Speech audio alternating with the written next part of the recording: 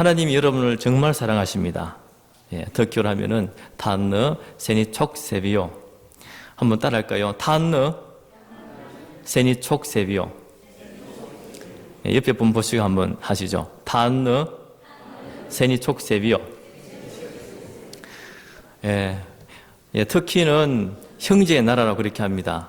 예, 우리는 잘 못 느껴요. 그런데 터키인들은 우리를 형제의 나라, 그리고 칸카라는 말이 있어요. 칸카. 칸카르데시라는 줄임말인데 피를 나눈 형제다. 어떤 의미에서 그렇게 부른 잘 모르겠습니다만 어쨌든 한국 사람들 참 좋아하는 사람들이 터키입니다. 아주 먼 곳에 있지만 그러나 우리를 형제로, 한국인들 형제로 생각하는 나라가 터키인데요. 제가 2000년도에 터키에 부임을 했습니다. 오는 길에 한번 횟수를 세보니까 거의 20년 가까이 되는 것 같아요. 19년.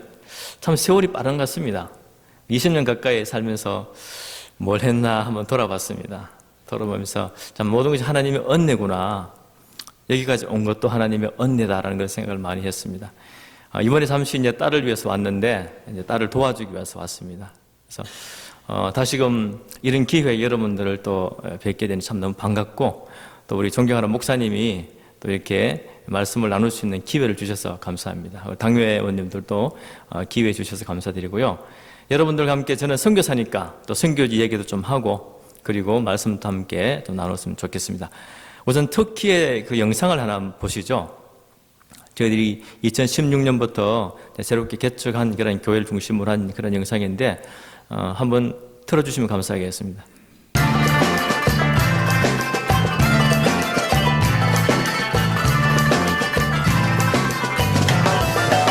Sözlerini bulur bulmaz yuttum.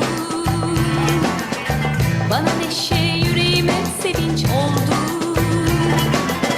Sözlerini bulur bulmaz yuttum. Bana neşe yüreğime sevinç oldu. Seninim ben, seninim ben, seninim ben. Hamdolsun. Seninim ben, seninim ben, seninim ben. Hamdolsun. Sözlerin ne tatlıdır ağzımda, baldan daha tatlıdır damağımda. Sözlerin ne tatlıdır ağzımda, baldan daha...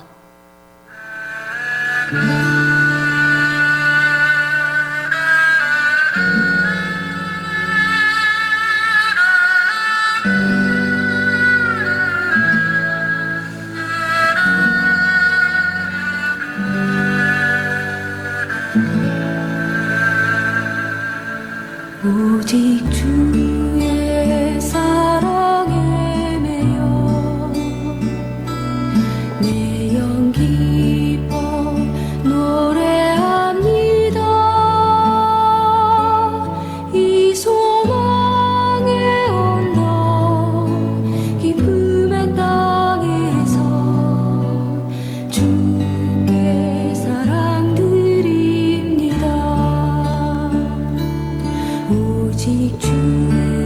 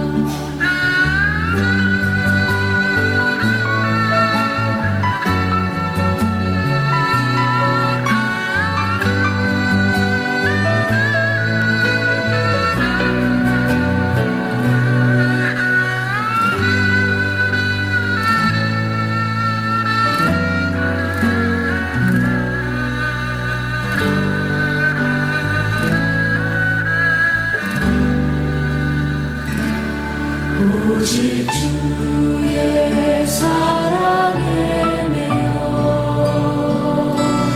내 영 기뻐 노래합니다. 이 소망의 언덕 기쁨의 땅에서 주께 사랑 드립니다. 오직 주의 임재 안에 갇혀 내 영 기뻐 찬양합니다. 이 소명의 언덕 거룩한 땅에서 주께 경배드립니다. 주께서 주신 모든 은혜 나는 말할 수 없네. 내 영혼 즐거이 주 따르렵니다. 주께 내 삶 드립니다. 주께 내 삶 드립니다.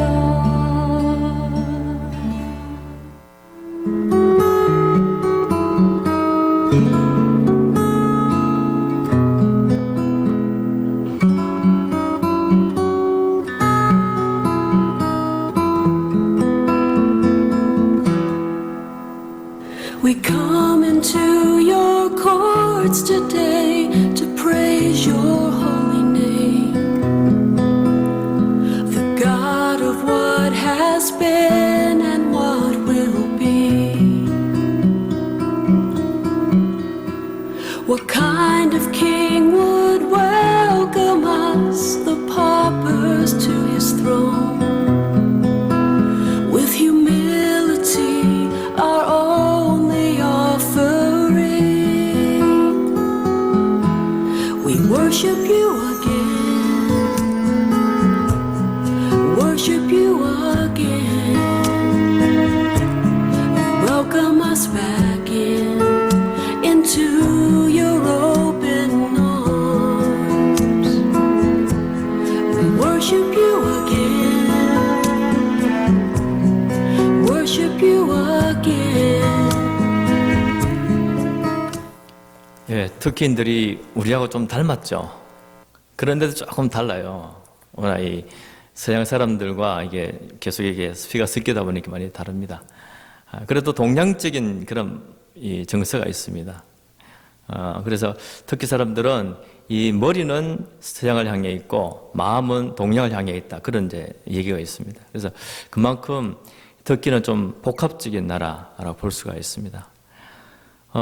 오늘 저는 이 말씀을 함께 여러분들과 복음의 확장이라는 제목을 함께 나누기를 원합니다. 우리 근대 선교의 아버지라고 불려지는 윌리엄 켄이라는 분 아마 들어보셨을 겁니다. 이분이 어느 한 자리에서 선교에 대해서 아주 강조를 했어요. 그때의 연세가 드신 목사님이 일어나시더니만 젊은이 그만 앉게나 하나님께서 이들을 구원하시려면은 돌과 나무를 통해서도 얼마든지 하실 수 있다네 라는 그런 말씀을 하셨어요. 물론 하나님은 전지전능하시지만 그러나 영혼을 구원하는 일에 있어서는 하나님께서는 전도라는 방법, 선교라는 이 미련하게 보이는 이런 방법을 통해서 하나님은 일하신다는 것입니다. 이러한 선교에 대한 오해가 교회가 처음 시작되었던 그 초대교회 시대에도 있었다는 것입니다. 오늘 우리가 이 말씀을 읽으면서 초대교회 성도들, 예수님의 제자들이죠. 예수님과 함께 3년을 살았고 또 예수님의 지상 대명령을 받은 그러한 사람들임에도 불구하고 이방인에게 복음 전하는 것에 대해서 그렇게 거부감을 가졌던 것을 우리가 볼 수가 있습니다. 오늘 본문은 예루살렘에서 시작된 이 기독교의 복음이 이방 세계로 나아가는 데 있어서 아주 중요한 사건입니다. 여러분들 사도행전 다 보셨을 텐데 사도행전을 보시면은 1장 8절의 말씀이 그대로 성취가 되어진 것을 볼 수가 있습니다. 예루살렘에서 시작되었고 유대를 거쳤고 또 사마리아를 거쳐서 나중에는 땅 끝까지 이방인에게까지 복음이 전해지는 것을 우리는 사도행전을 통해서 볼 수가 있습니다. 오늘 우리가 함께 읽은 이 말씀 속에는 이방인인 고넬료와 또 사도의 대표로 할 수 있는 베드로와의 만나는 아주 역사적인 그런 사건입니다. 이 사건이 너무나 중요하기 때문에 이 사도행전을 기록한 누가는 3차례에 걸쳐서 이 사건을 기록을 합니다. 사도행전 10장, 11장, 그리고 15장 말씀에 이 사건이 언급이 되어 있습니다. 그런데 이 역사적인 사건이 예루살렘 교회에 큰 파장을 몰고 왔습니다. 예수님의 제자들이 사도 베드로를 비난하였던 것입니다. 그 이유는 이 베드로가 유대인이면서 이방인의 집에 들어가서 함께 먹고 교제했다라는 것입니다. 그 당시에는 유대인과 이방인의 어떤 그런 장벽이 엄청났습니다. 유대인은 이방인을 개로 여겼고 경멸하면서 그리고 그들과 상종하지 않았습니다. 따라서 이방인의 집에 들어가는 것, 그들과 함께 식탁 교제를 하는 것은 곧 그들의 법에 어긋나는 것이었습니다. 그렇다면 지금 베드로를 비난하고 있는 사람들은 누굽니까? 이들은 예수님의 제자들이었고 예수님의 지상 대명령을 받았고 그리고 성령을 체험했던 사람들이었습니다. 신자들이었어요. 이렇게 볼 때에 이들의 민족적인 편견이나 선민 사상은 깨트려져야 했습니다. 하지만 그들의 선민 사상은 너무나 견고했습니다. 그들의 의식은 폐쇄적이었습니다. 그렇다면 베드로는 어땠을까요? 베드로는 좀 더 개방적이었던 것을 우리가 볼 수가 있습니다. 그가 머물렀던 곳은 어디냐 하면은 욥바라는 지역의 피장 시몬의 집이었습니다. 이 피장이라는 직업은 죽은 짐승의 가죽으로 가죽 제품을 가공하는 그런 직업이었습니다. 그러니까 율법적으로 볼 때는 부정한 사람이에요. 정한 사람이 아닙니다. 베드로가 이러한 피장의 집에 잠시 머물렀다는 것은 그나마 개방적이었다는 것을 우리가 볼 수가 있는데, 그렇다고 해서 이 베드로가 민족적인 편견이나 또 선민 사상이 완전히 없어졌다고 볼 수가 없습니다. 왜냐하면 사도행전 10장과 또 11장 말씀을 살펴볼 때에 그에게도 여전히 이 선민 사상이 남아있던 것을 우리가 볼 수가 있습니다. 이러한 베드로를 하나님께서는 어떻게 변화시키셨고 또 어떻게 사용하고 계시는지를 오늘 말씀을 통해서 함께 생각해 보기를 원합니다. 첫째로 하나님께서는 먼저 고넬료를 준비시켰습니다. 이 고넬료가 누구입니까? 고넬료는 이방인이었습니다. 로마 군대의 백부장이었습니다. 우리 한국으로 치면은 중대장 정도의 그런 계급이었습니다. 일은 많은데 월급은 높지 않고 그리고 아주 일이 바쁜 그런 사람이었어요. 하지만은 그는 시간을 정해놓고 날마다 기도하는 사람이었고 또 온 가족과 함께 하나님을 섬기는 그런 경건한 사람이었습니다. 아주 모범적인 가정이었던 것을 볼 수가 있습니다. 뿐만 아니라 또 가난한 유대인들을 구제하는 그런 사람이었습니다. 하루는 오후 3시쯤 그가 기도 시간에 기도를 하는데 하나님께서 하나의 환상을 보여주시는 거예요. 하늘에서 큰 그런 그릇이 내려오는데 그 그릇 속에 4발 가진 짐승들, 기는 팥죽류겠죠. 그리고 새들, 이런 것들이 보이는 겁니다. 그런데 하늘에서 음성이 들려오는데 분명히 하나님의 음성이에요. 일어나서 잡아먹으라라는 거예요. 베드로가 어떻게 반응을 했겠습니까? 저는 절대로 먹을 수 없습니다. 지금까지 이렇게 부정하고 더러운 것을 먹지 않았습니다 하고 그렇게 얘기를 합니다. 오늘 우리 이 말씀을 보면서 베드로는 율법에 의해서 살아갔던 사람이었습니다. 하지만은 그는 개방적인 그런 성향의 사람이었습니다. 베드로가 이렇게 항변했을 때 내가 이미 이것을 먹을 수가 없습니다. 저는 지금까지 더러운 것을 먹지 않았습니다 하고 그렇게 거절했습니다. 그때 하나님께서 주님께서 주시는 말씀이 내가 이미 깨끗게 했다. 내가 깨끗게 한 것을 너는 더럽다고 하지 말아라 라고 말씀을 하셨습니다. 이런 논쟁이 이제 3번이나 있었습니다. 그 후에 그 그릇이 하늘로 올라갔습니다. 베드로는 이 환상에 대해서 이제 심각하게 고민을 합니다.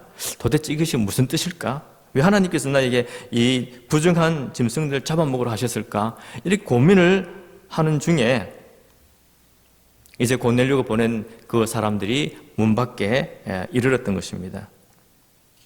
이때 성령께서 이제 베드로에게 말씀을 하시죠. 일어나 내려가 의심하지 말고 함께 가라. 내가 그들을 보내었느니라. 그렇게 말씀을 하셨습니다. 베드로는 이 말씀에 순종해서 방문객들을 영접했고 다음날 그들과 함께 이방인인 고넬료의 집으로 떠났습니다. 만일 주님께서 이 베드로에게 이러한 환상을 보여주지 않으셨다면 베드로가 여러분 어떻게 했을까요?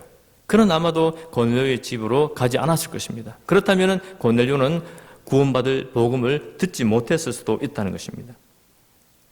누구보다도 베드로를 잘 아셨던 우리 주님께서 이 환상이라는 아주 극처방을 통해서 그의 장벽을 허물고 계시는 것을 우리가 볼 수가 있습니다. 제가 있는 터키만 하더라도 이 터키 사람들 중에 예수님 믿는 사람들이 불과 5천 명이 불과하지만 그 중에 적지 않은 사람들이 환상을 통해서 이제 예수님을 믿게 되었다는 그런 고백을 하는 분들이 있습니다. 그런데 제 주변에서 보면은 환상만으로 족한 사람들은 결코 구원에 이르지 못하는 것을 보았습니다. 성경 말씀이 없으면은 이 환상으로 끝나버린다는 것이죠. 하지만은 환상을 보고 교회로 오는 사람이 말씀을 듣고 배우고 또 예수 그리스도를 구주로 영접하고 그리고 하나님 말씀대로 순종하며 살아갈 때 그 사람이 구원받는 것을 이제 종종 봅니다. 하나님은 이러한 환상이라는 그런 특별한 방법을 통해서도 선교지에서는 역사하신 것을 볼 수가 있습니다. 제가 이 터키 무슬림들에 대해서 잠깐 설명을 드리면은 상당히 종교적입니다. 하루에 5번씩 기도하는 사람들이 적지 않고요. 98%가 무슬림이라고 그렇게 알려지는데 물론 세속적인 무슬림들도 많습니다. 그렇다고 해서 그 사람들이 종교적이지 않다가 아니라 정말 그들이 알라도 섬기고 또 어떤 종파의 사람들은 우리가 믿는 그 하나님까지도 그렇게 동시에 겸해서 믿는 그런 양다리를 걸치는 사람들도 없지 않아 있습니다. 그 정도로 종교적인 사람들이 많습니다. 그리고 또 1년에 한 차례 라마단 금식 기간에 되면은 30일 동안 금식하는 사람들이 많습니다. 고넬료의 모습과 이 터키에 있는 이 무슬림들의 모습이 좀 유사한 부분이 있지 않을까라는 생각이 들었습니다. 이 고넬료가 환상을 통해서 환상 중에 천사가 말씀하죠.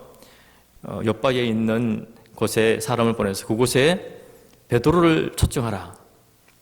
그가 너에게 구원받을 복음에 대해서 선포를 할 것이다. 그렇게 말씀을 했습니다. 이 말은 결국 고넬료가 그때까지는 구원받지 못했던 사람이었던 것을 우리가 알 수가 있죠. 그가 기도 생활을 했고 또 하나님을 섬겼고 온 가족과 함께 또 유대인들을 구제했지만 그러나 이것은 하나의 종교 행위에 불과했을 수 있다는 사실입니다. 성경 말씀 보면은 구원은 오직 예수 그리스도 통해서 하나님의 아들인 예수 그리스도를 믿음으로써 구원을 받습니다. 그리고 하나님의 은혜로 구원받습니다. 예수님 없이 어떤 종교 행위를 통해서나 예를 들어 금식을 한다 아니면 철저히 기도 생활을 한다 구제한다 그것이 구원을 줄 수가 없다는 사실입니다. 성경에는 오직 구원받을 이름을 예수님 외에는 구원받을 이름을 주시지 않았다고 그렇게 말씀을 합니다. 오직 예수님만이 우리의 길이요 진리요 생명입니다. 베드로를 초청을 하기 위해서 이제 고넬료가 사람들을 엿보러 보냈고 이제 베드로는 그 사람들을 집으로 초청해서 방문객들을 들여서 다음날 이제 고넬료 집으로 향합니다. 이제 세 번째 말씀으로 보면은 베드로가 고넬료에게 복음을 전하는 장면이 나옵니다. 그런데 베드로가 고넬료의 집에 가기까지는 왜 하나님께서 그런 환상을 주셨는지, 왜 고넬료가 자기를 초청했는지 정확한 이유를 캐치를 하지 못한 것 같아요. 10장 28절 29절 말씀 보면 이런 말씀이 있습니다. 유대인으로서 이방인과 교제하며 가까이 하는 것이 위법인 줄은 너희도 알거니와 하나님께서 내게 지시하사 아무도 속되다 하거나 깨끗하지 않다 하지 말라 하시기로 부름을 사양하지 않고 왔노라. 묻노니 무슨 일로 나를 불렀느냐라고. 분명히 초청을 받아서 왔어요. 일행들과 함께. 그런데 왜 자기를 불렀는지 정확한 이유를 알지 못했던 것을 우리가 짐작을 할 수가 있습니다. 그런데 베드로와 일행이 고넬료의 집에 들어가서 보니까 그곳에 사람들이 다 기다리고 있는 거예요. 복음을 듣기 위해서 다 일가 친지들이 모여서 준비되어 있는 모습을 보면서 그때서 비로소 베드로가 깨닫고 이제는 복음, 구원받을 수 있는 구원받는 그 복음에 대해서 이제 선포를 합니다. 이제 선교지에 있으면서 이런 경우를 보면은 참 너무 흥분할 것 같아요. 근데 저는 아직 이런 경험을 하지 못했습니다. 복음을 듣기 위해서 다 기다리고 있고, 그리고 왜 이제 왔습니까? 라고 그렇게 말하는 사람을 저는 터키에서는 아직 보지 못했습니다. 근데 이런 날이 언젠가 터키에도 오리라는 생각을 합니다. 베드로는 이 고넬료 집에 도착해서 잠시 인사를 나눈 후에 이제 본격적으로 복음을 전하기 시작합니다. 베드로의 그 복음을 전하면서 보면은 아주 단순하면서도 명료합니다. 예수님의 생애에 대해서, 예수님의 사역에 대해서 말씀을 합니다. 예수님은 이런 분이고 이런 사역을 하셨다는 것, 그리고 예수님이 죽으셨다는 것, 죽으면서 부활하셨다는 것을, 그 죽음과 부활이 곧 우리의 구원을 위한 것이라는 것을 말씀을 합니다. 그리고 10장 43절에 어떻게 하면 죄 사함을 얻을 수 있는지 그 죄 사함의 복음에 대해서 선포를 합니다. 그런데 이렇게 간단 명료한 그런 메시지를 전하는데 그곳에 놀라운 역사가 일어난 거예요. 성령께서 그곳에 임재하셨고 성령 역사가 임한 것입니다. 베드로가 이 말을 할 때에 성령이 말씀 듣는 모든 사람에게 내려오시니, 이 사건을 보면서 베드로와 일행들이 너무 놀란 겁니다. 충격을 받은 것입니다. 어떻게 이방인에게도 이렇게 복음이 전해졌고 어떻게 이방인에게도 성령이 임하는가. 이 유대인들이 뿌리 깊은 선민사상이 깨어지는 그런 순간이었습니다. 이 성령의 임재, 불신자들에게는 성령이 없지 않습니까? 성령의 존재도 알 수가 없습니다. 그런데 성령의 임재는 곧 신자와 불신자를 구분짓는 가장 큰 특징 중에 하나입니다. 이것은 곧 그의 죄가 사함받고 하나님의 자녀가 되었다는 확실한 증거이기 때문입니다. 따라서 베드로는 더 이상 지체하지 않습니다. 그 자리에서 세례를 베풀었습니다. 여기까지 이제 베드로의 이제 설명이었습니다. 이 설명을 들은 예수님의 제자들, 베드로를 비난했던 예루살렘 교회가 이제는 하나님께 영광을 돌리지 않을 수 없게 된 것입니다. 이 사건을 통해서 그때부터 이제 이방인들에게 이방 세계로 복음의 문이 활짝 열리게 된 것입니다. 그래서 오늘 우리에게까지 복음이 왔습니다. 저는 이 미국에 와서 가끔씩 그런 생각도 했지만 너무 어떤 면에서 고마운 나라다. 하나님께서 미국을 사용하셨다는 생각이 듭니다. 정말 1884년입니까 6년입니까? 그때 미국에서 선교사들이 와서 우리에게 복음을 전해주기 때문에 우리 한국이 복을 받은 겁니다. 아니면 어떻게 우리가 이렇게 복음을 전하는 나라로, 이렇게 선교하는 나라가 될 수 있었겠습니까? 하나님이 미국을 사용하셨지만 정말 미국도 하나님의 뜻에 순종한 나라였다는 생각을 해봅니다.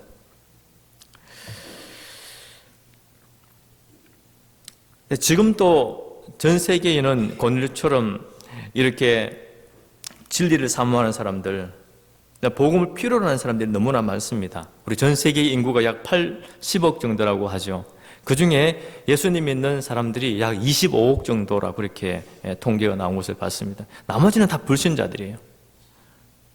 그 많은 사람들에게 필요한 것이 무엇입니까?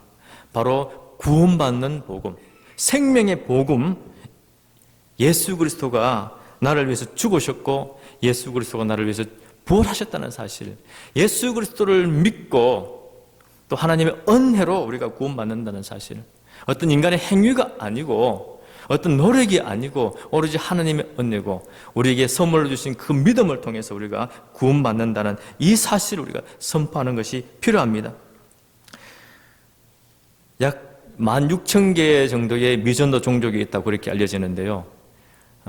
그 기준이 미전도 종족 혹은 미전도 국가의 기준이 기독교 인구가 전체 인구의 2% 미만일 때 미전도 종족 혹은 미전도 국가라고 이렇게 지칭합니다. 근데 터키를 한번 살펴보면은 저는 터키 선교사니까 8천만 명 정도 인구예요. 우리 남북 간 합친 숫자가 되죠. 그런데 예수님 믿는 숫자는 불과 5천 명입니다. 그러니까 0.0075%입니다. 그 정도로 아주 미약한 그러한 곳이 터키입니다. 우리의 형제의 국가이지만 그러나 우리가 기독교인이라는 것을 알면은 집으로 초대를 하잖아요. 왜냐하면은 마치 유대인들이 이방인들을 대했던 태도처럼 이 기독교를 경멸합니다. 그런 것을 보면서 참 마음이 안타깝습니다. 근데 터키는 너무나도 선교 전략적으로 중요한 지역입니다. 여러분들이 잘 아시겠지만 중동의 화약고, 물론 터키가 그곳에 한은 지역에 속합니다. 중동의 화약고죠. 그런데 이 중동의 화약고가 중동의 선교 센터가 될 수 있다는 사실입니다. 왜냐하면 지금 시리아 사태를 통해서 수많은 사람, 난민들이 터키에 와서 유럽을 가기 위해서 기다리고 있습니다. 약 한 500만 명 정도의 난민들이 있습니다. 지금은 시리아 사태가 좀 진정이 되어지니까 다시금 시리아로 돌아가는 사람들이 있어요. 아프간으로 돌아가는 사람들이 있고, 이런 사람들에게 복음을 전할 수 있는 절호의 기회, 또 그런 장소가 바로 터키라고 생각을 합니다. 물론 유럽이 더 많이 열려있긴 하지만 이들이 복음을 듣고 때가 되면은 자기 나라로 돌아가면은 무엇을 하겠습니까? 자기들이 그 경험한 그 생명, 이 구원의 기쁨, 이것을 동일하게 자기들도 나누지 않겠습니까? 그러니까 중동의 화약고가 나중에는 중동의 선교의 센터가 될 수 있다는 것입니다. 그리고 우리가 직접 중동으로 들어가서 복음을 전하기 어렵습니다. 터키는 그나마 좀 세큘러한 결한 이슬람 국가이기 때문에 99%, 98%가 무슬림이지만 그러나 비자 문제를 쉽게 해결해 줍니다. 그리고 우리가 한국인이기 때문에 한국인들에는 그러한 특별한 또 호의가 있습니다. 이러한 것들을 최대한 우리가 활용해서 그들에게 복음을 전하는 것이죠. 터키인들에게, 또한 터키 땅에 와 있는 중동 사람들에게. 그러면 결국은 우리가 중동의 선교 센터로서 터키가 역할을 할 수가 있다는 것입니다.